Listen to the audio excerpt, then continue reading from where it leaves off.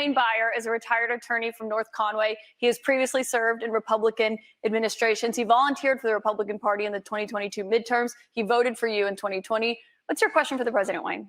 Thank you for coming, Mr. President. Thank you, Wayne. My question to you is, will you pardon the January 6th rioters who were convicted of federal offenses? I am inclined to pardon many of them.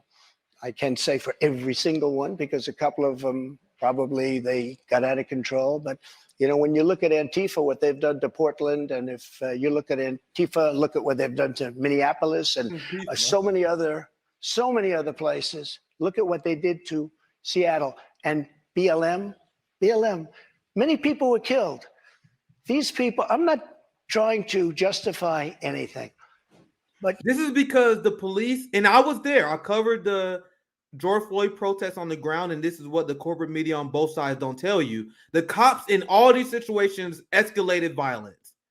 And we have called multiple agent provocateurs, white supremacists, infiltrate movements, bust up buildings, start violence, and then the right-wing media apparatus say, oh my God, look at all this violence. This is because the Antifa thugs. No, it's the police that engage in the violence and a ton of agent provocateurs and some criminals who are not even part of the movement. Anyway, let me continue. I keep my interruption short, guys. You have two standards of justice in this country, and what they've done, and I love that question, because what they've done to so many people is nothing. And then what they've done to these people, they've persecuted these people. And yeah, my answer is, I am most likely, if I get in, I will most likely, I would say it will be a large portion of them. You know, they did a very, and it'll be very early on.